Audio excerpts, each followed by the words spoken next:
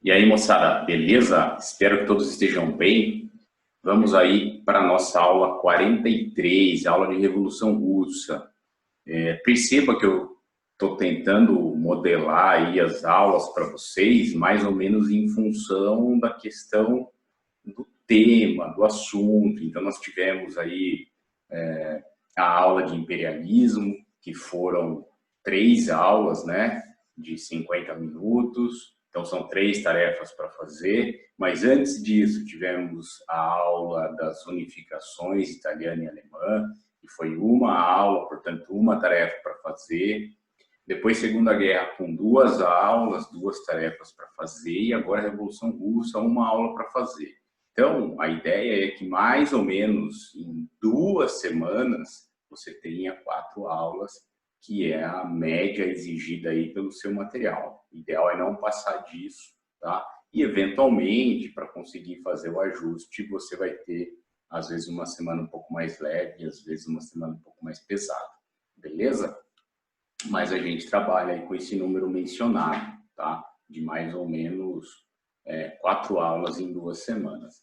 A aula de Revolução Russa é uma aula um pouco longa, tá? Embora ela seja, para o seu material, uma aula de 50 minutos, ela é uma aula com bastante detalhe, tá, pessoal? Bastante detalhe. Diferente das questões imperialistas, da aula imperialismo, que eu enfatizei bastante, né? Eu falei, olha, é um assunto que cai bastante em vestibular. Aqui a gente já não tem uma recorrência tão elevada em termos de Revolução Russa. Pelo menos olhando para os vestibulares públicos, olhando para o Enem, a incidência é baixa, tá? A incidência é bem baixa. Mas vamos lá, vamos trabalhar então, independente dessa questão de incidência, a aula precisa ser passada para vocês. Beleza? Então, a Revolução Russa é um processo que ocorre em 1917, mas para entender esse processo de 17, a gente tem que entender algumas particularidades da Rússia. A gente vai fazer um longo caminho, tá? De antes da Revolução e até o período posterior à Revolução, tá bom? Então, vamos lá. A gente começa aqui observando a Rússia no século XIX. Vamos começar dando uma olhada nessa imagem, galera. Uma imagem que representa a Rússia no XIX, uma pintura que representa a Rússia no século XIX, e você pode perceber aí uma vida rural, beleza? Perceptível, é uma vida rural, com animais, percebam, animais que muito possivelmente aqui estariam fazendo o papel de arar a terra.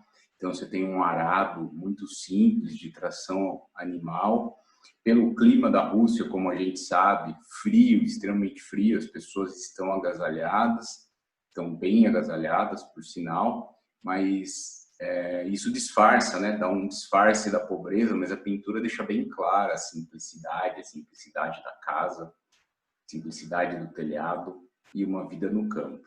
Isso, moçada, é de fato o que representa a Rússia no século XIX. Você pode dizer que na segunda metade do XIX, 80% da população, aproximadamente, ainda vive no campo.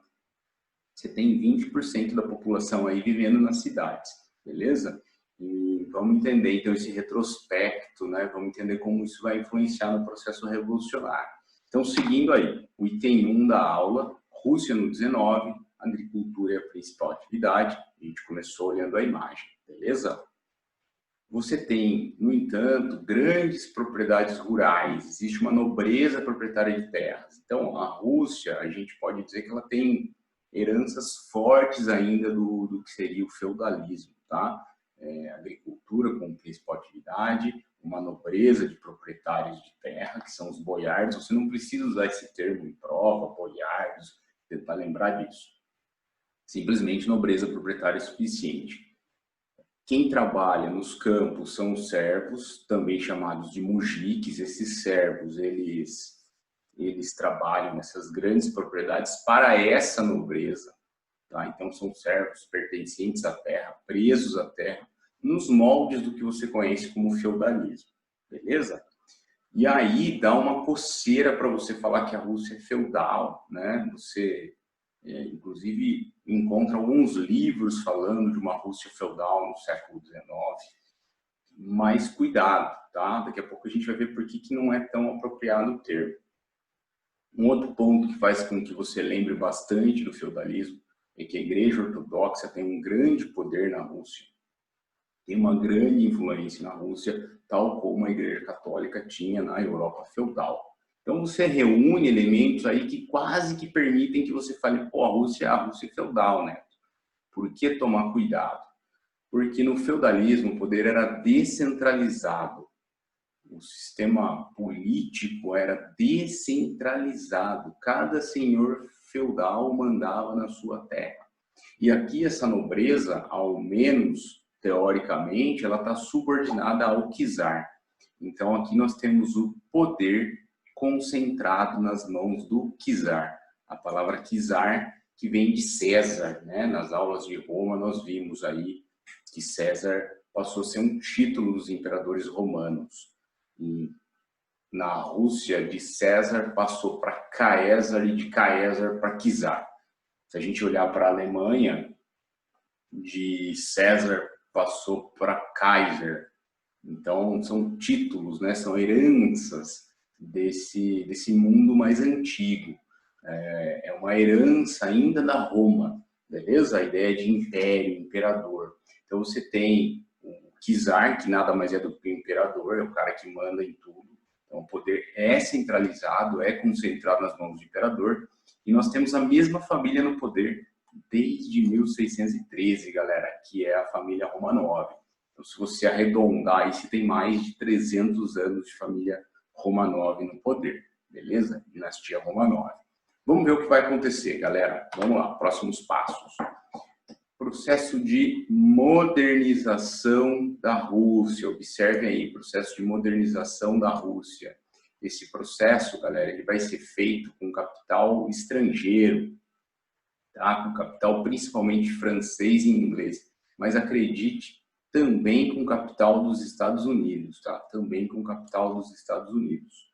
Então, galera, vamos ver aí o que estava acontecendo, o que aconteceu, o que eu tenho uma imagem aqui de uma linha férrea, o que está acontecendo aqui, beleza? Vamos lá. Esse processo de modernização, ele começa com o czar Alexandre II, que no ano 1861 vai abolir a servidão. Então, perceba, nós temos uma Europa que começa a abolir a servidão no início da Idade Moderna, na transição do século XV para o XVI, tá?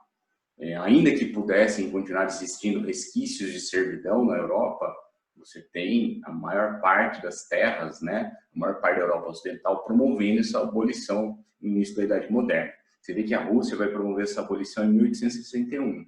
Mas qual é o interesse do czar? Não pense que houvesse uma bondade intrínseca nele. O interesse do czar é que essa população possa ser absorvida nas indústrias que estão nascendo na Rússia. Indústria nascendo na Rússia. É isso, indústria nascendo na Rússia. Nesse período, perceba que esse período é o período da segunda revolução industrial. E a Rússia, ela entra nesse processo. Mas a Rússia era um país muito pobre. Não havia capital para a Rússia promover essa industrialização. Então, uma industrialização feita com capital estrangeiro. Como assim, Neto, industrialização feita com capital estrangeiro? Os donos das indústrias são franceses, são ingleses.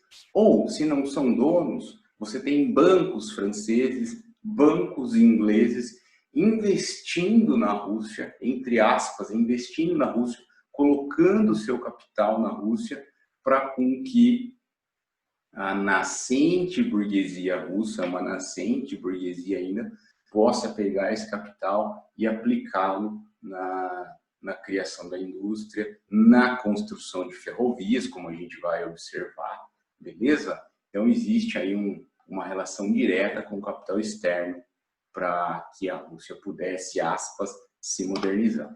O czar Alexandre III, ele basicamente impulsiona bastante a industrialização com esse capital estrangeiro, como eu mencionei.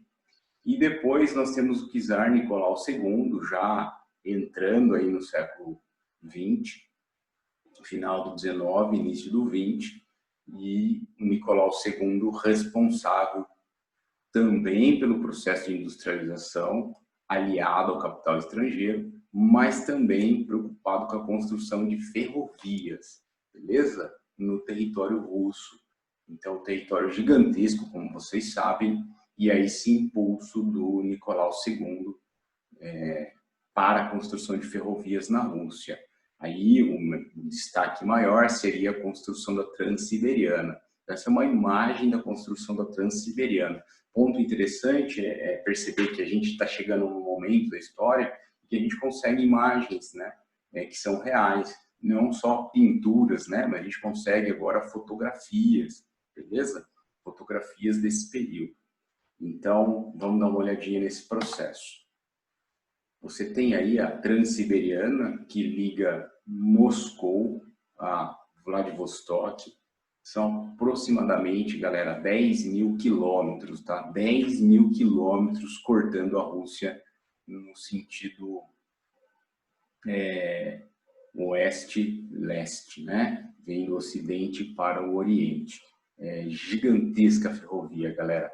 10 mil quilômetros. Quase 10 mil, um pouquinho menos que 10 mil, ok? Então, a Rússia entrava com a construção dessa ferrovia no processo de revolução industrial, digamos assim. Só que perceba uma coisa, até alguns anos antes, você tinha uma mão de obra essencialmente agrária, e não só agrária, como servil. Então, o que está acontecendo? Quando o czar promove a abolição da servidão, você tem a migração desse servo para o trabalho na indústria. Grande parte desses servos continuam no campo. Eu diria que a maior parte da população servil continua no campo, só que agora não mais no regime de servidão. Agora são servos, aspas, com liberdade. Alguns desses servos optam por ir para a cidade, por tentar um emprego na cidade, por ir trabalhar na construção da ferrovia, em busca de uma nova oportunidade, em busca de uma melhoria de vida. E basicamente o que eles vão perceber é que a vida deles vai piorar, galera. A vida deles vai piorar, tá bom? Então vamos lá, vamos avançar.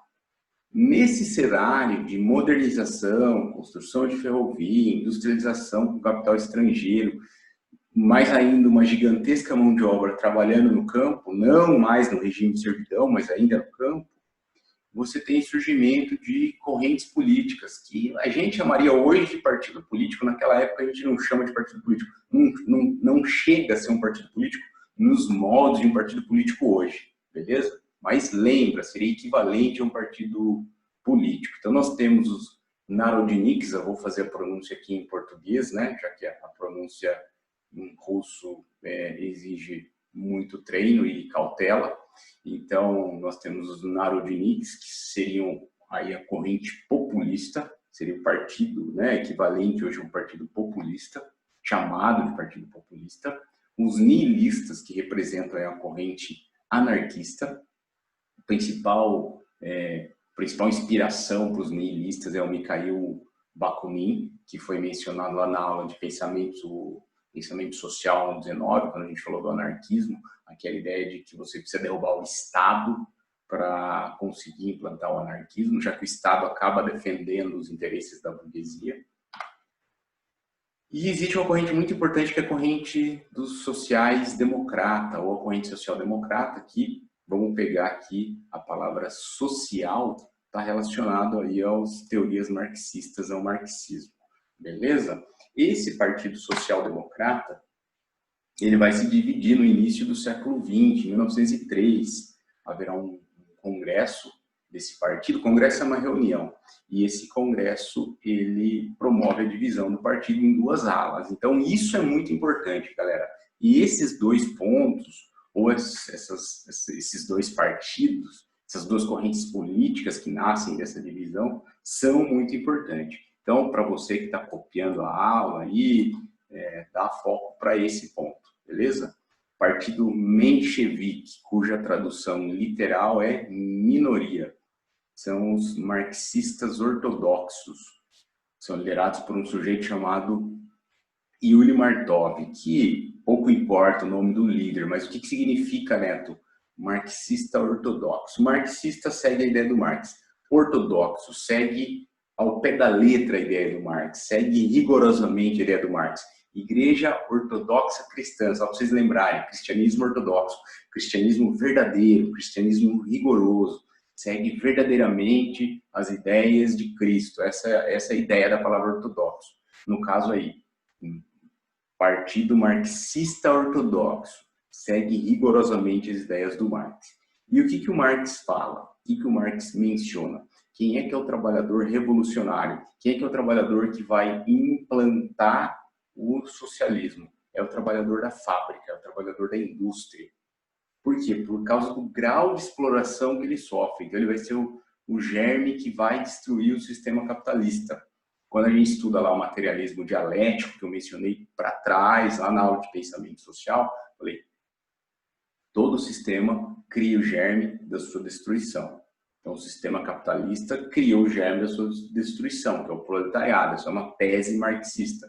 Então, segundo essa ideia, ou essa tese marxista, é o proletariado que, pelo grau de exploração, 12, 13, 14 horas trabalhando nas fábricas, é que vai derrubar o sistema, beleza? Então, o que os marxistas ortodoxos defendem? Por incrível que pareça, eu vou falar pausadamente, presta atenção. Eles defendem o desenvolvimento do capitalismo para uma posterior revolução. Repito, os marxistas ortodoxos defendem o desenvolvimento do capitalismo para uma posterior revolução. Por que, Neto? Porque a gente acabou de ver, galera, que 80% da população russa, 80%, vivia na onde? No campo. Ah, mas o czar aboliu a servidão. Beleza, a maior parte desses ex-servos continuam no campo. Muitos migram para a cidade, tentando uma oportunidade nas indústrias, mas uma grande maioria, esmagadora maioria, continua no campo. Então, para os mencheviques, não dá para começar uma revolução que vai implantar o capitalismo. É impossível. Então, o que eu disse? Eles defendem o desenvolvimento do capitalismo para a posterior revolução. O que é desenvolvimento do capitalismo? É mais indústria, mais aliança com o capital externo, mais aliança com o capital estrangeiro. Para quê? Mais aliança com o banco, aliança com o Banco da França, aliança com o Banco da Inglaterra, aliança com o Banco dos Estados Unidos. E aí a gente faz uma análise, ou uma analogia com o processo imperialista que a gente viu nas aulas passadas. É a corrida imperialista, galera. Vamos investir em áreas periféricas. Então, na verdade, o cara está buscando um retorno nessas áreas, um retorno financeiro. Então, os mencheviques, eles querem essas alianças para o sistema capitalista se desenvolver na Rússia, para aumentar o número de proletariados, e aí você fazer uma revolução do proletariado, conforme as teses marxistas. Beleza? Já a outra corrente, que é a corrente dos bolcheviques, maioria, você vai entender claramente por que maioria, defende a revolução imediata. Os bolcheviques são liderados pelo Lenin, beleza? O nome original do Lenin é Vladimir Ilyich Ulyanov, mas ele usava o codinome Lenin. Então, aproveitando aí, por que ele usava o codinome, Neto? Lembre que a gente vive num sistema em que o czar controla tudo. É basicamente um sistema absolutista, mas a gente não chama de absolutismo porque, do ponto de vista conceitual, o absolutismo foi sepultado lá com a Revolução Francesa e com os movimentos liberais lá de 1830 e 1848. Também aulas passadas que nós já vimos, beleza? Então, teoricamente, o absolutismo foi sepultado. A Rússia ainda vive em moldes absolutistas, poder concentrado nas mãos do czar, e esse czar não dá liberdade política para ninguém. Então, não existe liberdade política na Rússia. O que significa isso? Significa que toda essa galera aí sofre perseguição, toda essa galera aí pode ser presa, toda essa galera aí pode ser não só presa, como eventualmente executada por ordens do czar, ok? Então, o que acontece? O Lenin usa um codinome, que é o codinome de Lenin, né? O nome original dele, Vladimir Ilyich Ulyanov, beleza? Então, o que o Lenin fala? Ele pega as ideias do Marx, mas ele vai adaptar a realidade realidade russa, não é roça. Ele vai adaptar a realidade russa. E aí o que ele vai dizer? Mano, vamos começar a revolução agora, nesse minuto. Revolução agora, Neto, é revolução neste exato minuto. Mas, Neto, não tem proletariado. Quer dizer, não é que não tem, tem pouco. Tem meia dúzia de proletariado. Meia dúzia é maneira de falar, tá, galera? A Rússia é gigantesca, né? Tem pouco proletariado comparado ao trabalhador do campo. Aí o Lenin vai dizer assim, beleza, revolução imediata, vamos começar a revolução agora. E aí a gente usa o trabalhador do campo também, não importa. Vamos juntar o trabalhador do campo com o trabalhador da cidade e começar a revolução. Nesse minuto, beleza? Nesse minuto. Então essa é a principal diferença entre mencheviques e bolcheviques. Mencheviques desenvolveu o capitalismo para depois fazer a revolução por proletariado, pelas mãos do proletariado, e bolchevique fazer a revolução já nesse momento imediata, mesmo que conte com a ajuda de camponeses, já que você não tem tanto proletariado. Beleza? Para a gente finalizar, galera, existiam nesse período os sovietes. Muito cuidado aqui, tá? Os sovietes, eles não são um partido político. A gente não vai falar que os sovietes são uma corrente política. Os sovietes são conselhos de trabalhadores. Perceba que futuramente a Rússia vai se transformar na União Soviética, União dos Sovietes, União dos Trabalhadores. Então a palavra soviete, numa tradução, seria conselhos de trabalhadores, conselhos de trabalhadores. Lembrando os sindicatos. Só que com o passar do tempo, o sinônimo de soviete na Rússia passa a ser simplesmente trabalhadores. Beleza? Então são conselhos de trabalhadores, mas que eventualmente a gente vai usar ou chamar de simplesmente trabalhadores. Conselhos de trabalhadores ou simplesmente trabalhadores. Depende do contexto em que você está usando a palavra.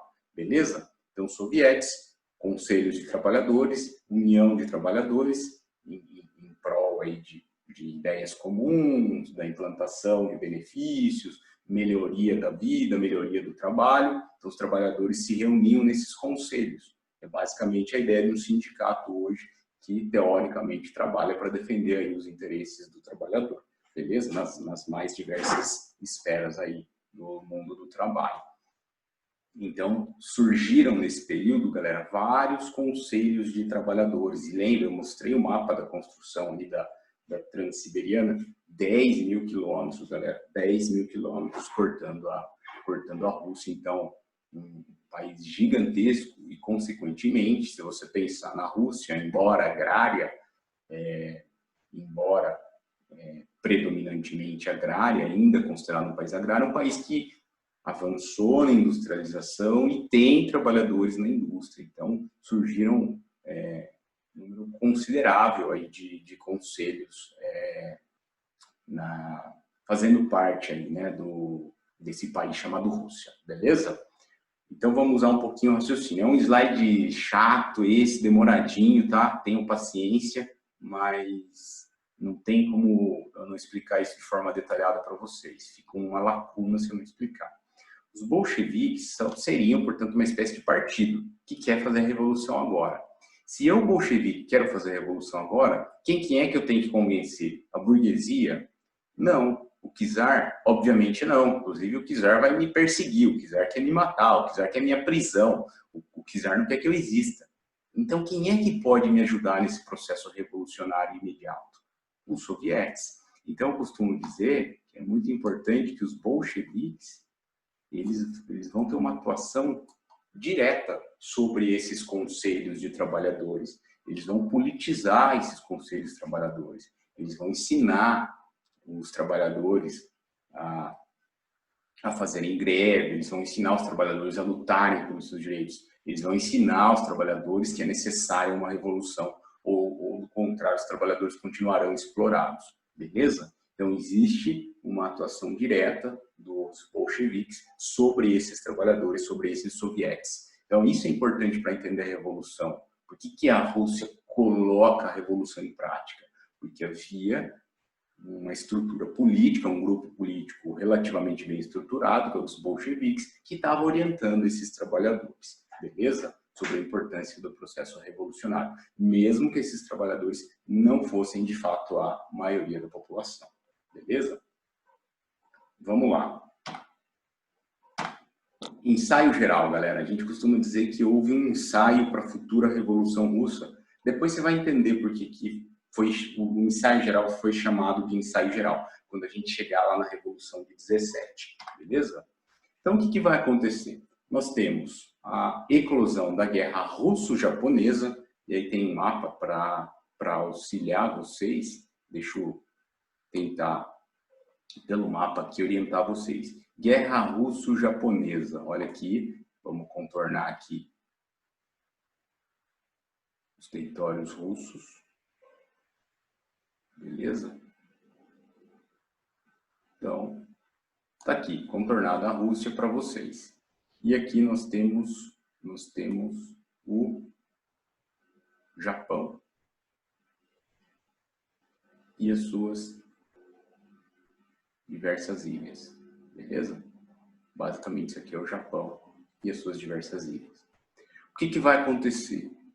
A Rússia está começando esse processo de industrialização que eu mencionei para vocês. A aula de imperialismo. O que eu quero nas áreas periféricas, o que eu quero nas colônias, enfim. O que eu busco? Eu busco matéria-prima para minha indústria. Então, você tem uma Rússia avançando nesse processo de industrialização, mas lembre que eu falei que o Japão não ficou atrás. O Japão, em função da era Meiji, ele também avança em passos largos no processo de industrialização. O Japão é um país muito pequeno, a gente sabe da dificuldade que o Japão tem para a obtenção de matéria-prima. Ele não tem matéria-prima no seu território. Então, Rússia e Japão começam a disputar duas áreas. Quais são elas, né? Essa área verde aqui, que é a Manchúria.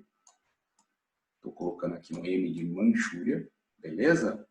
Então, Rússia e Japão começam a dominar a Manchúria. E detalhe, a Manchúria é uma área pertencente à China, beleza? Faz parte aí do Império Chinês, que também estava sendo fragmentado aí pelas potências imperialistas. A China, é importante dizer, eu falei na aula de imperialismo, vou retomar a ideia. A China não virou colônia de ninguém, a gente não fala que a China é colônia, beleza? Mas é um país que sofreu aí a influência do processo imperialista. Vários países, né, entraram na China, jogaram mercadorias na China, procuraram utilizar a mão de obra chinesa, enfim, beleza? Procuraram inundar a China de produtos, tudo bem? Então, isso é processo imperialista. Mas retomando aqui, Japão e Rússia estão disputando a Manchúria e estão disputando também a Coreia, galera. Estão disputando a Coreia, beleza? Tudo bem? Por que a Coreia está em vermelha, Neto, assim como o Japão? Por quê? Porque o Japão vai vencer essa guerra e vai, ao longo do tempo, se apossar da Coreia e da Manchúria, beleza? São áreas, moçada, que passam a, basicamente, aspas, pertencer ao Japão. Pertencer ao Japão. Nossa, mas a China não ficou chateada com o Japão, para não falar palavrão? A China não ficou puta com o Japão, né? Sim, a China ficou puta com o Japão. E aí eles vão constantemente entrar em atrito. E o Japão continua promovendo invasões à China. Beleza? Até que você tem um fator histórico que muda essa dominação do Japão sobre a China, que é a Segunda Guerra Mundial. Lembre da Segunda Guerra Mundial que o Japão vai fazer parte do eixo, beleza? Vai lutar do lado da Alemanha e da Itália. E com a derrota japonesa na guerra, com a derrota do eixo, o Japão abandona suas pretensões sobre a China. Mas existiu uma rivalidade gigantesca de Japão e China ao longo da história, que começou aí. Beleza, galera? Começou aí. Uma coisa que vocês já devem ter visto, vocês quando mais jovem, uma imbecilidade que a gente promove quando a gente é jovem, e a gente não sabe, né, que está fazendo isso, mas você certamente já teve algum amigo japonês que você chamou de chinês, e sobretudo um amigo chinês ou um conhecido chinês que você chamou de japonês, e é extremamente ofensivo para eles. é uma agressão gigantesca em função desses atritos aí que ocorreram de forma violenta ao longo desse período. Beleza, galera? Mas assim, estou dando uma visão geral, um panorama geral para vocês. Deixa eu voltar aqui na aula de Revolução Russa. E é óbvio, galera, que eu vou tentando falar coisas para vocês que ampliem o repertório, o leque de conhecimento de vocês, para vocês poderem acertar as questões. A gente não tem que ficar imaginando que vai cair uma questão pura de Revolução Russa. Se vocês estão fazendo as tarefas aí, vocês certamente sabem que quase não tem questão pura de um assunto só, beleza? Mas vamos lá. O fato é que a Rússia, galera, é derrotada. A Rússia perde para o Japão. Foi uma vitória japonesa, assim, acachapante para a Rússia. Foi horrível, beleza? Em algumas batalhas nessa guerra, o exército russo usou espada, o que simboliza um atraso gigantesco. Gigantesco, beleza? Num mundo aí que você já tem armamento bastante sofisticado, beleza? E aí, galera, explodem protestos explodem protestos na Rússia, pipocam protestos.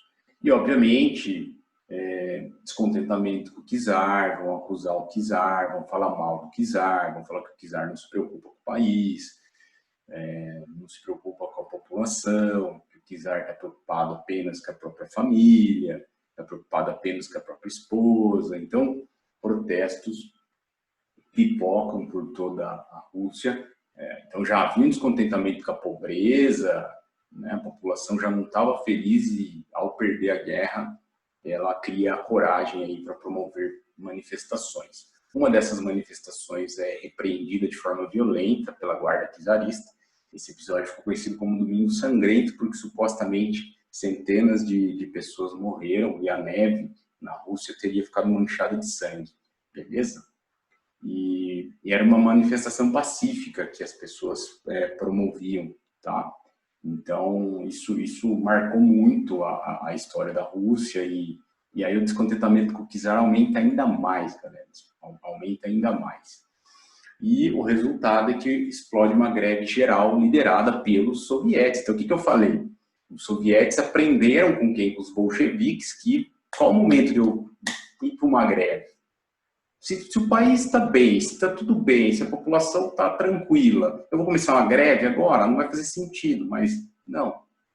Existe um descontentamento da população. O czar é um repressor. A gente perdeu a guerra. Bora para a greve, que aí a gente vai receber adesão. E dito e feito, os soviéticos recebem apoio da população. Chega num nível que os soviéticos recebem apoio da marinha, galera. Teve uma esquadra, não, um navio russo chamado Potemkin, está escrito aí, beleza? Potemkin. Algumas grafias são com M, outras grafias são com N. Enfim, fique tranquilo em relação a isso. É importante você entender esse contexto, esse quadro e o comparativo que é feito em relação a ele, tá? Então, como eu estava dizendo, um navio russo, os marinheiros desse navio já estavam descontentes, estavam extremamente descontentes com a derrota na guerra, descontentes com a repressão que ocorreu do czar sobre os manifestantes, aquele clima de greve geral de verdade, galera, paralisação. A pandemia acho que tem auxiliado um pouco a gente a entender essas questões de paralisação, né? Mas, enfim, e aí esses marinheiros estavam ameaçando parar, eles estavam não para, e os comandantes perceberam isso, eles perceberam uma movimentação estranha dos marinheiros, que alguns estavam querendo parar, estavam ameaçando parar, estavam ameaçando se rebelar, e aí os comandantes ofereceram comida estragada para esses marinheiros, tá? Então, o estopim para essa rebelião do Potemkin foi a comida estragada. E aí, após receberem essa comida estragada, os marinheiros tomam um navio, e já um navio chamado de couraçado, né? Que é um navio com carcaça de metal e com possibilidade de lançamento de bombas. Eles tomam o navio e ameaçam bombardear a própria Rússia, beleza? Ameaçam começar a bombardear a Rússia, começar um bombardeio à Rússia, e obviamente que o czar se sentiu acuado e teve que abrir negociação com esses marinheiros, para acalmar os marinheiros. Então, basicamente, aí a ideia dos marinheiros, né, era pedir melhoria das condições de trabalho, mas também que o czar melhorasse o tratamento com toda a população, tá? Que a política avançasse um pouco na Rússia, do ponto de vista aí de, vamos dizer assim, usando termos históricos, menos absolutismo, menos poder do czar, tá bom? E aí o acordo foi feito, e o resultado é que o czar assina um documento chamado Manifesto de Outubro. Não é que você precisa, o que foi o Manifesto de Outubro? Relaxa, não existe questão que pergunte o que foi o manifesto, mas o que você precisa entender é que o czar assina uma Constituição. Então, significa, galera, que a Rússia está entrando num outro mundo. Eu estou pensando aí num princípio chamado liberalismo político, quando o governante ele vai obedecer uma Constituição. E o czar também autoriza a criação de um parlamento, que é chamado de Duma, beleza? Portanto, uma outra característica aí de liberalismo político. Na prática, galera, de decreto em decreto, o czar foi tacando decretos, tá? A partir de decretos que ele foi criando, ele se sobrepunha ao parlamento e ele não obedecia à Constituição. Mas ele conseguiu, com essa medida, dar uma acalmada na população, beleza? Ele conseguiu acalmar a população, ele conseguiu conter a rebelião lá dos marinheiros do Potemkin. Só para finalizar e retomar aqui a questão do Potemkin, que eu destaquei aqui, essa é a capa, né, da propaganda de um filme que foi feito em 1925, chamado O Encouraçado Potemkin, beleza? Que mostra essa rebelião de marinheiros. E aí eu queria, obviamente, não coloquei à toa, eu queria que você comparasse isso, lembrasse, né, um episódio que acontece aqui no Brasil. Nós temos aqui no Brasil a chamada revolta da chibata, né? Quando os marinheiros vão se rebelar e também contra os castigos corporais que eles ainda sofriam, contra a péssima alimentação que eles recebiam. Então, esse comparativo é bastante importante, beleza? Lembre aí da nossa República Velha, né? A chamada revolta da chibata, liderada pelo João Cândido, o famoso Almirante Negro, beleza? Vamos lá, galera. Situação, aspas, acalmada na Rússia, a gente avança e vai lá para a Primeira Guerra, galera. Primeira Guerra, deixa eu tirar aqui a câmera daqui que pode estar tampando vocês, a visão que vocês têm no mapa, acho importantíssimo o mapa para entender o que vai acontecer aqui. Lembra das iniciais lá na aula de Primeira Guerra dos participantes, tá? Estou pensando aqui nas alianças que se formaram, a Alemanha, a Áustria, a Itália. Ah, mas a Itália mudou de lado, né? Tudo bem, mas o bloco inicial era esse, tá? Alemanha, Áustria, Hungria, Itália, França, Inglaterra e Rússia. Então, a Alemanha que era um império, galera, tá aqui, um império alemão, tá? Esses países ficam conhecidos como a Tríplice Aliança, lembra? Alemanha, Áustria, Hungria, letra A. Tríplice Aliança, beleza? Então tá aqui, ó, a Alemanha, que era uma monarquia, então a gente pode falar, né, até que era um império, beleza? A ideia aí de que a Alemanha era um império.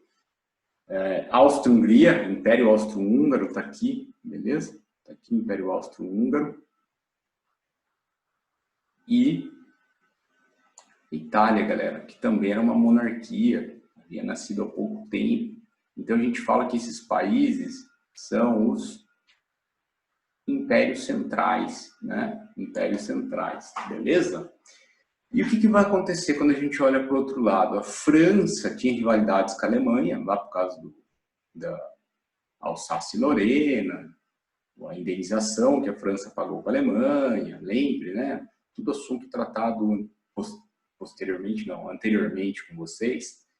E a Inglaterra também muito descontente com a Alemanha por causa do desenvolvimento industrial que a Alemanha apresentava. Então, França e Inglaterra descontentes com a Alemanha. E a Áustria-Hungria, que queria dominar, lembrem, o Império Austro-Húngaro, que queria dominar aqui a região balcânica, né? Além disso, você tem a Rússia, que também tinha pretensões aqui sobre a região balcânica, por isso que a Rússia acaba vindo do lado de França e Inglaterra. Mas agora, vamos lá, para você entender a Revolução Russa. Olha só, a Alemanha, super rica nesse período, uma indústria extremamente avançada nesse período, que conseguia competir com a indústria da Inglaterra. Beleza? Pioneira na industrialização. Você tem uma França super industrializada, rica nesse momento também. Beleza? E basicamente aqui, a Áustria-Hungria não tem a riqueza que a Alemanha tem, nem que a França, nem a Inglaterra. E a Itália também não, mas você tem uma Itália que, bem ou mal, é industrializada, pelo menos o norte dela, e industrializada com as próprias pernas.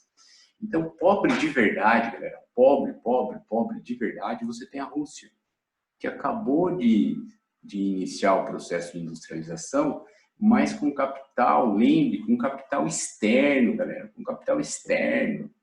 Então, a Rússia é um país pobre, dependente do capital externo, inclusive dependente do capital externo da onde? Da França e da Inglaterra. Isso ajuda a entender a aliança, beleza? Também a Rússia recebeu o capital dos Estados Unidos. Pra você ter ideia, os Estados Unidos tinha negócios na Rússia. Então, o que acontece? O Lenin, uma das teses do Lenin, uma das ideias do Lenin, ela é muito clara. O que a Rússia faz na Primeira Guerra?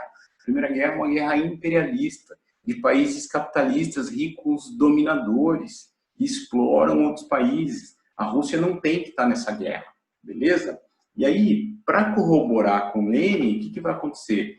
A Rússia perde território para os alemães. Então, a Alemanha vai avançando em direção a essas áreas aqui da Rússia, beleza? Ela vai avançando. Ela vai ficar com essas áreas, né? Todo mundo vai ficar com essas áreas. Essas áreas eram áreas russas, beleza? Que a Alemanha vai avançando, tá? Depois ela avança para cá, ó.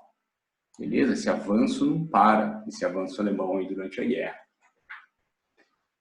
Sucessivas derrotas. Bom, se a Alemanha está avançando é porque a Rússia está perdendo território, beleza? A Rússia está sendo derrotada. Deserções. Muitos soldados russos abandonam o exército. Nossa, Neto, mas não pode fazer isso. Por que ele abandona? Ele abandona porque ele não tem condições de continuar lutando. Acaba o armamento, acaba a munição. O armamento não acaba, né? Acaba a munição do armamento. Tem alguns relatos de que em alguns frontes de batalha não tinha agasalho para os soldados russos, tá? Quando eu falo em agasalho, moçada, é um agasalho que permita que o cara participe das atividades militares, né? Das campanhas militares. Não tinha, moçada, não tinha calçamento para os soldados, tá? Em algumas frentes de batalha. Calçamento, o cara tem que receber um calçamento para poder participar de uma batalha. Então, o cara tinha que ir descalço. Então, muitos soldados falam, não, nem fudendo, eu não vou, beleza? Eu não vou. Então, você tem um clima aí de descontentamento do exército. Isso é fundamental para entender o processo. Você vai ter, galera, um total de 10 milhões de mortos na Primeira Guerra, aproximadamente. Desses 10 milhões, por volta de 1,5 milhão são russos, beleza? 1,5 milhão são russos. Então, um contingente gigantesco aí, tá? E o resultado de tudo isso é que explode a chamada Revolução de Fevereiro, também conhecida como Revolução Menchevique. Revolução Menchevique. Vamos ver o que aconteceu. Olha lá os soviéticos de novo promovendo uma greve geral, galera. Greve. Por que, Neto? Porque há um clima de descontentamento da população com o czar, com a participação da Rússia na guerra. Soldados morrendo, soldados passando fome. Informações chegam no fronte de batalha para a população, que o soldado está descalço, beleza? Então imagina você que é casada com um soldado. O soldado está lá na guerra. Você não sabe se ele está vivo, se ele está descalço, em que situação que ele está. Chegam informações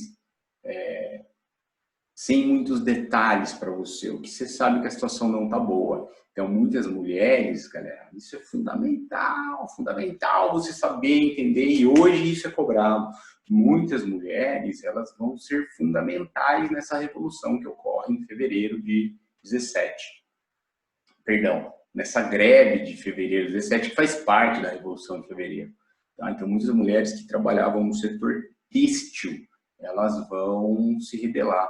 alguns documentos aí históricos chegam a dizer que a greve começou com as mulheres que trabalhavam no setor têxtil.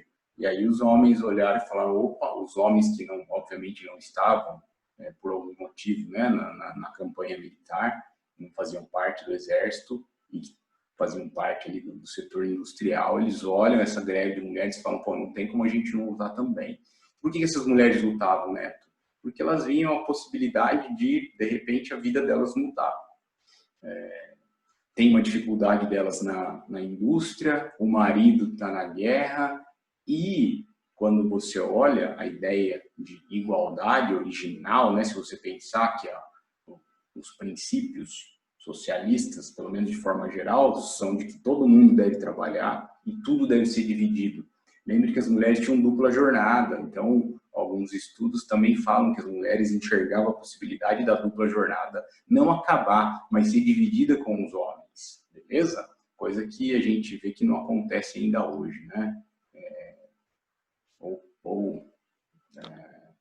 Até não acontece em larga escala, pelo menos. Beleza, galera? Então, essa greve geral dos sovietes, encabeçada por mulheres do setor têxtil, ela recebe adesão da Marinha. Então, a Marinha olha para essa greve e fala assim, opa, nova rebelião. Lá atrás tinha sido a rebelião do Potemkin. Um navio. Agora você não tem a rebelião do Potemkin com um navio. Agora você tem uma esquadra russa, chama de Esquadra Russa do Mar Negro, que é a esquadra russa que fica nessa região aqui. Beleza? Esquadra russa dessa região se rebela contra o czar. E eles não só ameaçam bombardear a Rússia, como eles começam um bombardeio à Rússia. Eles vão bombardear a Rússia. Então, no meio da Primeira Guerra Mundial, olha que coisa maluca, a esquadra russa bombardeando a Rússia. E o resultado, moçada, não teve jeito, foi a queda do czar, derrubada do czar Nicolau II. O czar abdicou, o czar falou, vou embora. Beleza, não dá. E aí, galera, eu coloquei para vocês aqui o quadrinho do ensaio geral. Se eu voltar ao slide, mas obviamente eu não vou voltar, você vai ver exatamente esse quadrinho, o mesmo quadrinho. Perceba aqui. Só estou tentando apontar aqui para vocês. Greve geral. Rebelião do Potemkin. Czar assina um documento. Perceba aqui. Greve geral.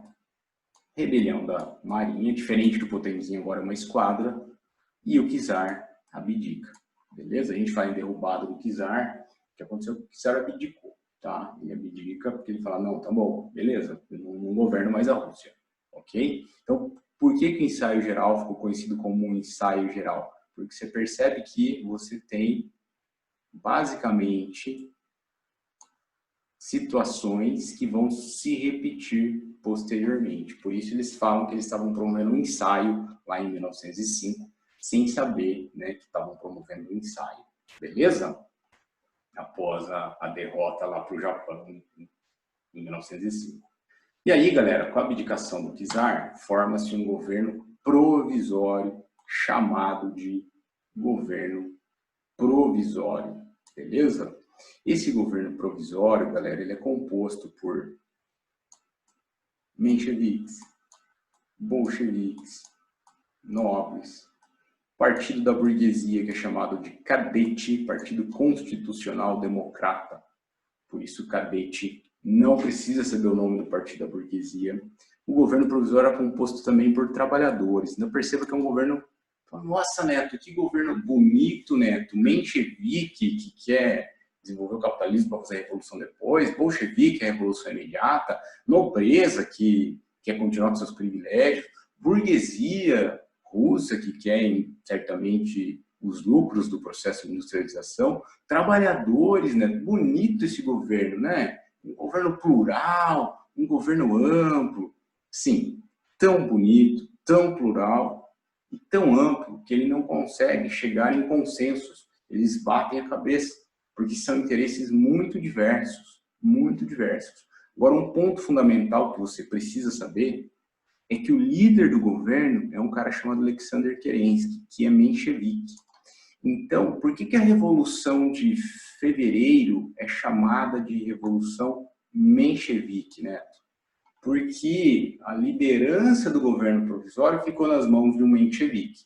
Então, os mencheviques acabam tendo um poder de decisão, galera, maior.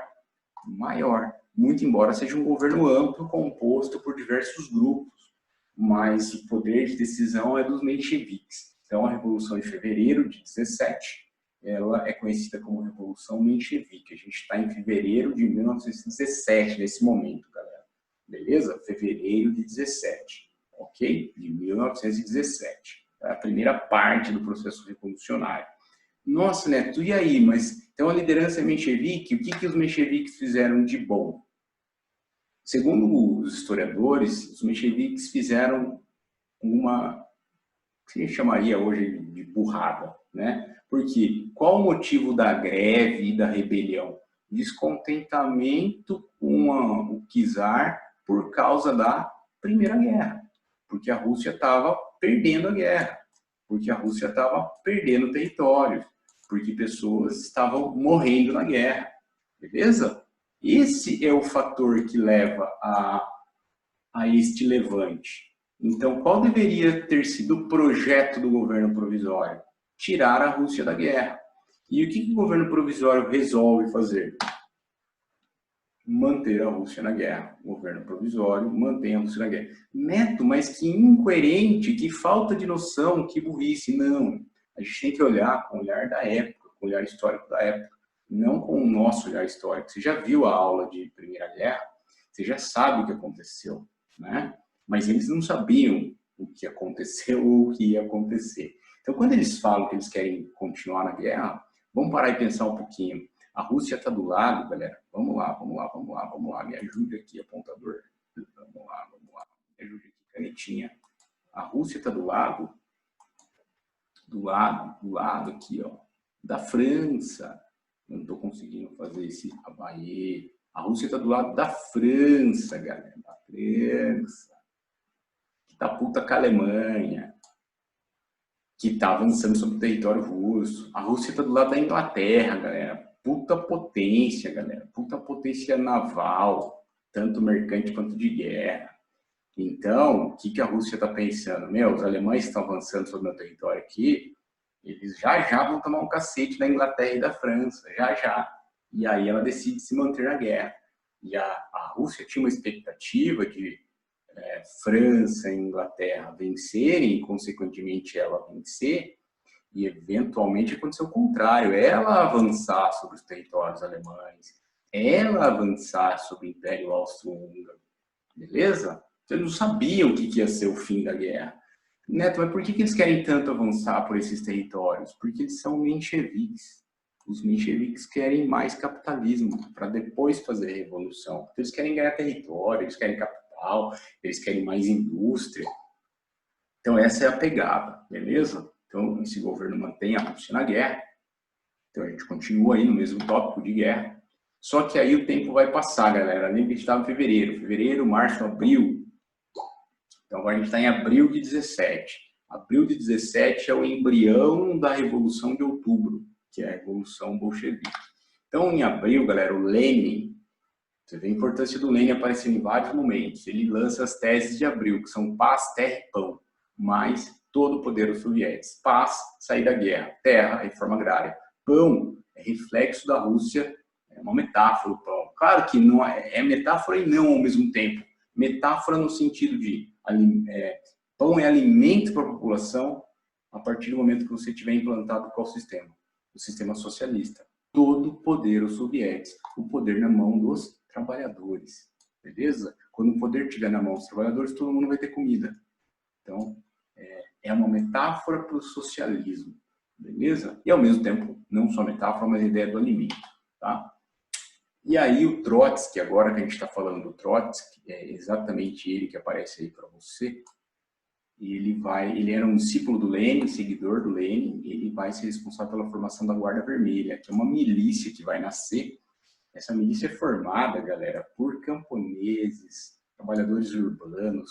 Quem ele conseguiu colocar dentro da milícia, ele colocou, tá? Existem alguns estudos que falam que ele pegou a Transiberiana e foi viajando pela Transiberiana e parando, descendo de cidade em cidade e procurando reunir, procurava os conselhos soviéticos, reunia trabalhadores e explicava sobre a questão do processo revolucionário, a necessidade de todo mundo se mobilizar para a tomada do poder e implantação de um novo sistema. Beleza? O que vai acontecer, galera? No dia 25 de outubro, os bolcheviques, com apoio dessa milícia revolucionária, com apoio da Guarda Vermelha, tomam os departamentos públicos da Rússia e o Palácio de Inverno do Czar. Beleza? Então esse é o triunfo da chamada Revolução Russa. Beleza? O que eles vão fazer? Eles vão criar um órgão chamado Conselho de Comissários do Povo. Nasce o Conselho de Comissários do Povo, que é o governo russo. Esse conselho é composto por essas três figuras que vocês já ouviram falar, pelo menos, tá? Então, aqui o Lenin, beleza? O Lenin, o Trotsky e o Stalin, beleza? São os três representantes do povo aí, eles que basicamente agora vão decidir o que vai ser feito na Rússia a partir desse momento. Então caiu, moçada, caiu o governo menchevique, tá? Só para saber que eles tomam o Palácio do Inverno do Czar, mas o Czar já não governava, então é uma questão simbólica, beleza? Tomar aí o Palácio do Czar. Na verdade, eles derrubaram o governo menchevique, tá? E aí, principais medidas do governo. Lembre das teses de abril, vê se faz sentido. Tratado de Brest-Litovsk, esse é o tratado que tira a Rússia da guerra. Faz um acordo com a Alemanha para a Rússia sair da guerra. Aí lembra que a Alemanha tinha invadido os territórios russos? A Alemanha basicamente tinha invadido aquelas áreas, as áreas que você vai ver agora. Letônia, Lituânia, Estônia, também Finlândia, Ucrânia e Polônia, beleza? Então a Rússia sai da guerra e entrega esses territórios para a Alemanha. Alguns deles já tinham sido invadidos pela Alemanha, como esses três primeiros aqui. Tá? Esses três territórios já haviam sido ocupados pelos alemães. A Rússia fala, beleza, fica com você. Ainda te dou Finlândia, Ucrânia e Polônia, tá? Para você pegar e sair, me deixar sair da guerra, tá? E não me atacar mais. E aí a Alemanha dá um joinha e fala, beleza, está fechado o acordo. Então, com isso, a Rússia sai da guerra. Você tem aqui a implantação da paz, tá? A primeira tese de abril. A Rússia começa um processo de reforma agrária, segunda tese de abril, terra, beleza? Esse governo começa a promover uma distribuição de terra para camponeses, para aquela massa camponesa pobre, e começa um processo de nacionalização de indústrias e bancos, tornar esses bancos, que eram bancos estrangeiros e indústrias estrangeiras, agora nacionais, pertencentes ao Estado russo, beleza? Além disso, ocorre a criação do Partido Comunista. Por que, né, do Partido Comunista? Porque qual é a ideia? Que você tenha o socialismo e a partir do socialismo você chegue no comunismo. Então eles estão ainda na fase do socialismo, que o Estado cuida das coisas. E na verdade não vão sair dessa fase nunca, beleza? A Rússia nunca chegou, né, no comunismo, conforme a teoria lá do Marx, conforme a teoria que a gente viu nas aulas passadas. Mas de qualquer forma eles criam o Partido Comunista porque é o objetivo, chegar no comunismo, tá bom? E o resultado disso, galera, é que haverá reação, né? A gente não pode ser inocente de achar que o czar, os países estrangeiros, França, Inglaterra, Estados Unidos, olharam com bons olhos e se deixaram quietos, beleza? Então lembre que em 18 está acabando a Primeira Guerra, mas na Rússia está começando uma nova guerra, após o processo revolucionário, que é a Guerra Civil de 18 a 21, beleza? Onde você tem o Exército Branco contra o Exército Vermelho. Exército Branco, galera, Exército Branco são os capitalistas, melhor forma de você guardar. E aí você pensa, quem que é capitalista? Burguesia, capitalista, nobreza, capitalista. Nobre é capitalista, né? Nobre é proprietário de terra, ele é dono da terra. É o cara que perdeu terra durante a Revolução. Então, ele vai ficar do lado dos capitalistas, e obviamente ele é um capitalista. Mencheviques, cuidado, tá? Mencheviques, eles defendem o capitalismo para depois fazer a revolução. Então, você tem uma divisão dos mencheviques, que ainda querem continuar desenvolvendo o capitalismo, que ficam desse lado aqui dos brancos. Obviamente que vão ter alguns mencheviques que vão migrar de lado. Tá? Por quê, Neto?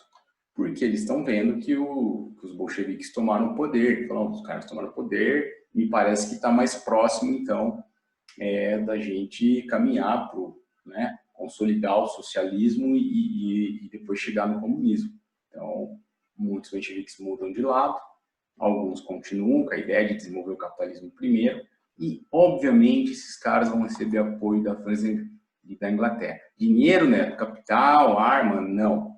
Soldados. Então, olha que vida de desgraça dos soldados franceses e ingleses, que acabou a guerra, vou voltar para casa, acabou a Primeira Guerra. Não, vou lá para a Rússia. Então, muitos soldados foram enviados para a Rússia, descontentes, com raiva do mundo, putos da vida por estarem participando de uma guerra que não é deles, né? Aliás, esse é um ponto bastante importante de ser debatido aí, né? Na filosofia, na sociologia, nas aulas de redação, né? Quando você tiver a possibilidade de argumentar sobre isso. O que são as guerras, moçada? As guerras são processos em que líderes políticos, governantes, grande capital está se matando, entre aspas, né? Porque eles mesmos não estão se matando, eles estão comandando e olhando, mas você tem quem morrendo? Os soldados, né? A parte de baixo, beleza? Sem saber muitas vezes o motivo, sem saber o porquê, apenas executando ordens, beleza? Vamos entender o que aconteceu aqui nesse processo, né? Czar e a família são assassinados em 18. Nossa, né? Por que os bolcheviques ordenaram a morte do Czar e da família? Por um motivo muito simples. Eles temiam que França e Inglaterra conseguissem avançar e, eventualmente, libertar o Czar e a família que estavam presos a essa altura do campeonato. E se eles libertam o Czar e a família, isso poderia acabar dando força, dando moral para o exército branco.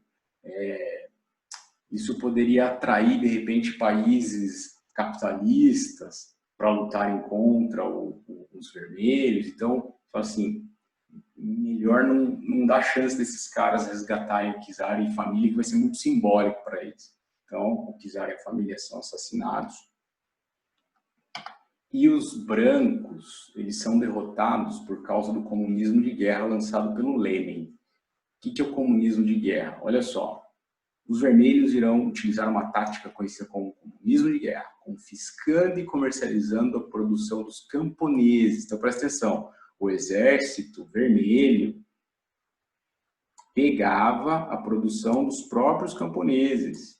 Falei, nossa, Neto, mas e os camponeses? Sim, ficavam com o mínimo para eles, menos que o necessário para a subsistência. Então, imagina que isso aqui é a terra dos camponeses, é a produção dos camponeses, não a terra. Eu pego tudo isso, eu deixo para os camponeses essa fatia aqui, esse pedacinho aqui. Nossa, Neto, que horror. Sim, qual é o intuito? O dinheiro arrecadado era utilizado para a compra de armamentos e de oficiais brancos. Então, eles compravam armas e compravam também soldados do exército branco, que estavam putos da vida. Mas o soldado mudava de lado, Neto? Não, o soldado ia embora. Dar uma grana para o cara falar, vaza daqui, vai embora. Estou dando uma grana para você ir embora. E o cara pegava a grana e ia embora mesmo, ele abandonava a guerra. Porque ele não queria mais estar na guerra. Eles perceberam que eles poderiam fazer isso. Tá? O resultado é que os brancos são derrotados, tá? O exército branco é derrotado. Porém, galera, de tanto confiscar a produção dos camponeses, os camponeses foram produzindo cada vez menos. Produz menos, produz menos, produz menos, produz menos. Chega uma hora, o camponês está produzindo metade ou menos da metade do que ele produzia antes, porque a produção vai ser confiscada. Então, o resultado, galera, é que a Rússia sofreu com muita fome. Então, uma das consequências desse período de guerra civil foi fome, crise de abastecimento por causa do comunismo de guerra. Fome, galera, fome na prática. O camponês, a minha produção vai ser confiscada, o cara vai pegar 90% da minha produção, então eu vou produzir metade. Ele pega os mesmos 90%, mas eu vou produzir metade, porque eu estou fudido. Por que eu vou trabalhar para o cara confiscar minha produção? Nem fuder, beleza? E aí é necessário promover a recuperação da Rússia após a Rússia vencer a guerra civil. E aí, de novo, quem articula isso é o Lenin com a nova política econômica, NEP, nova política econômica. Aí o seu vestibular dificilmente vai fazer essa pergunta, o que foi a NEP? Dificilmente, questões antigas, questões anteriores ao ano de 2008 ainda perguntavam sobre isso, tá? Hoje é muito pouco provável. Mas vamos lá. Nova política econômica. O que foi a NEP? Não é para responder nova política econômica. O que foi a nova política econômica? Capitalismo controlado pelo Estado. Isso o cara pode perguntar, o cara pode fazer uma relação de capitalismo controlado pelo Estado hoje, tá? O caso da China, beleza? O caso da China atual. Então, o que nós tínhamos na Rússia? Pequenas manufaturas eram permitidas, pequenos comércios eram permitidos, livre venda de produtos por camponeses. Neto, e grandes setores da economia, aquela indústria têxtil grande, gigante, aquela lá é do Estado, beleza? Aquela pertence ao Estado. Grandes negócios pertencentes ao Estado, gerenciados pelo Estado. Pequenos negócios podiam existir. Por que o Lenin cria isso? Lenin tem uma frase muito importante, tá? Que elucida que era um cara que conhecia muito. Ele diz uma coisa muito simples: o capitalismo é a melhor forma de você gerar capital, sistema capitalista.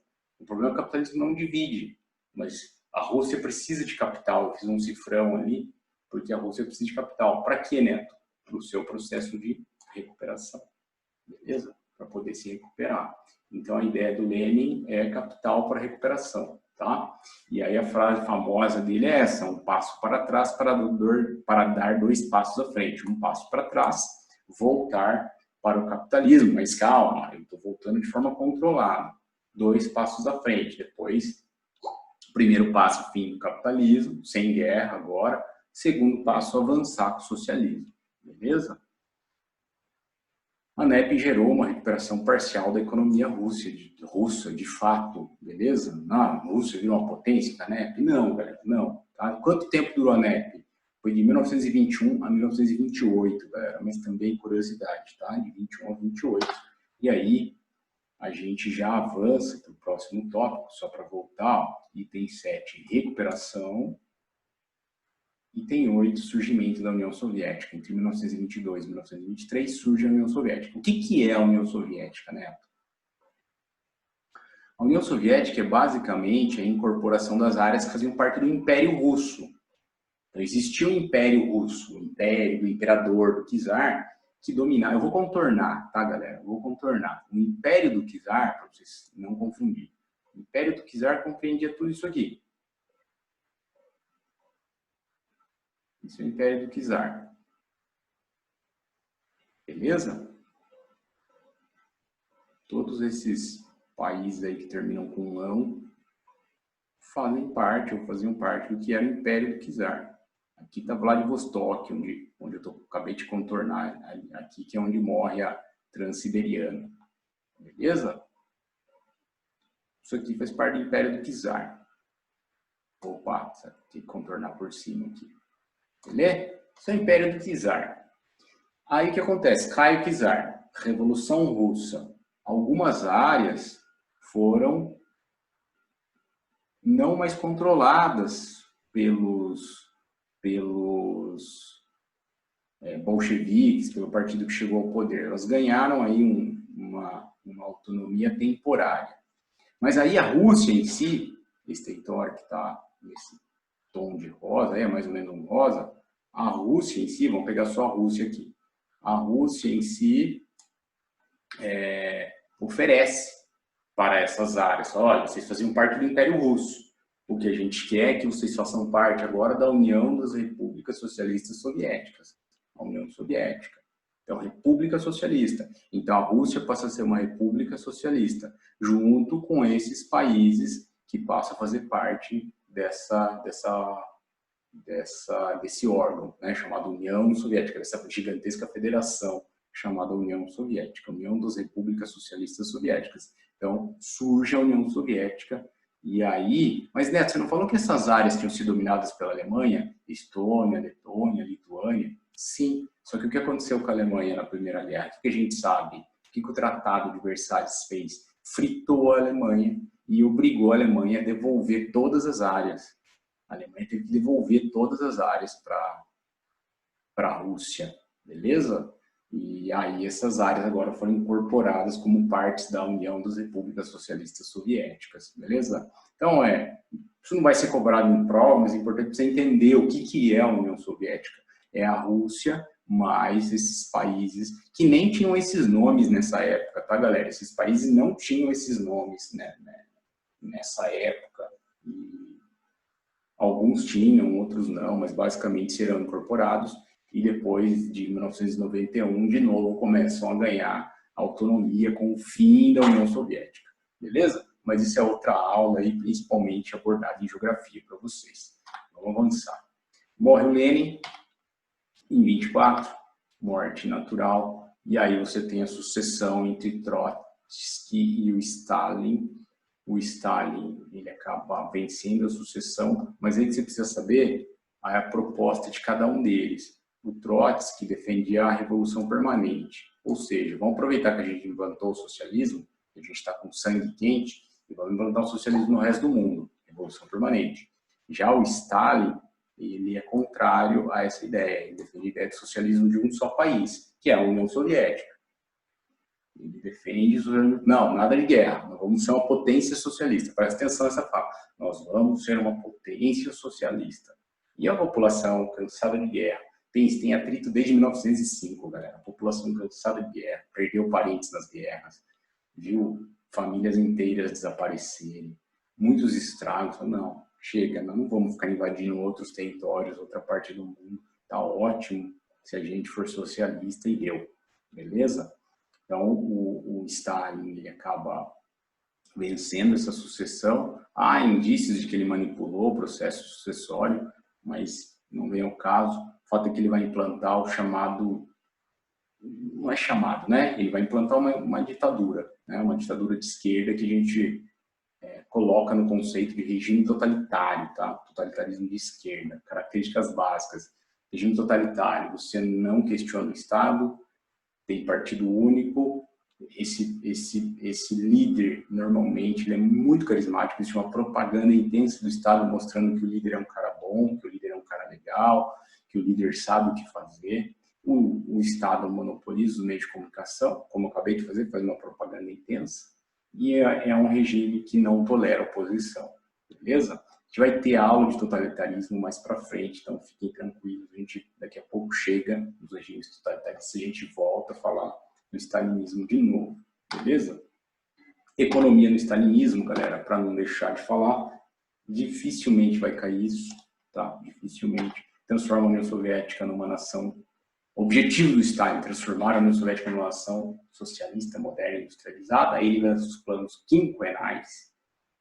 Tem trema porque é em russo, tá, galera? A gente arrancou o trema do português, tá? Primeiro plano, de 1928 a 33, ele investe na indústria pesada.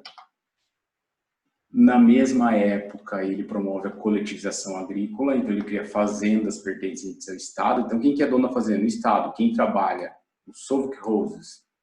São trabalhadores dessas fazendas estatais. E ele criou cooperativas. Quem trabalha nas cooperativas? Chamadas de os trabalhadores conhecidos como kolkhozes, beleza? O que acontece aqui, né? Basicamente, você tem exploração desses trabalhadores, né? Eles trabalham quase que num regime de escravidão, praticamente sobrando para eles o necessário para a subsistência, e tem relatos de que em alguns casos eles passavam até fome. Nossa, Neto, mas que horror, chegar no socialismo para isso? Sim, explorando esses trabalhadores no regime de escravidão, ele conseguia, olha o tamanho da Rússia, vocês viram lá, mais as áreas incorporadas. Então, explorando os trabalhadores, ele conseguia capital, com a venda desses produtos a um preço baixo para a população das cidades. Então, o produto no campo vende barato nas cidades, vender barato, sim, vender barato. No socialismo não tem que dar, não. O Marx nunca falou que você tem que dar nada para ninguém. Não existe isso de dar, mas deve ser acessível, tá? E, de fato, a população da cidade conseguia se alimentar de forma acessível, porém, essa galera está sendo explorada. Alguém está morrendo, está sofrendo. Esse capital era usado para investir no processo de industrialização e modernização. Beleza? Então, o segundo plano, criação do metrô, a ideia é acelerar o desenvolvimento, tá? O exemplo disso é a criação do metrô. Mostrar que eu posso ser moderno. Moçada, o metrô de Moscou é a coisa mais fantástica do mundo. Se você desce as escadarias do metrô de Moscou, obviamente são escadas rolantes, escada rolante, escada rolante nesse período, tá? Você tem escadas rolantes lá em que você vai ficar aproximadamente 5 minutos. Pense 5 minutos de escada rolante para você ter noção da profundidade do metrô. Neto, por que tão profundo assim? Há indícios, não há prova, de que já estivesse pensando, e de fato faz todo sentido, que o metrô também servisse como um bunker subterrâneo. Então, se começasse uma guerra, se alguém quisesse atacar a União Soviética, alguma coisa desse sentido, a população poderia se abrigar nas estações de metrô, beleza? Extremamente profundas. Terceiro plano, indústria especializada, indústria química, aí ele começa a desenvolver, mas ele não consegue colocar em prática, né? Ter uma indústria química forte. Por quê? Porque explode a Segunda Guerra, beleza? Então, não deu para ele colocar em prática, não deu para ele gerar riqueza, não deu para ele avançar na indústria especializada, na indústria química, porque em 1939 explode a guerra, beleza? Moçada, aula longa, vou finalizar aqui, tá? Não vou continuar porque é extremamente longa, espero que vocês fiquem bem, beleza? Sigam firme aí, bons estudos para vocês, façam a tarefa de Revolução Russa, sem muito estresse, porque, como eu disse, não é o assunto mais cobrado, beleza? Abração para vocês, fiquem bem, se cuidem, beleza? Se cuidem direitinho. Tchau, tchau, galera. Fui.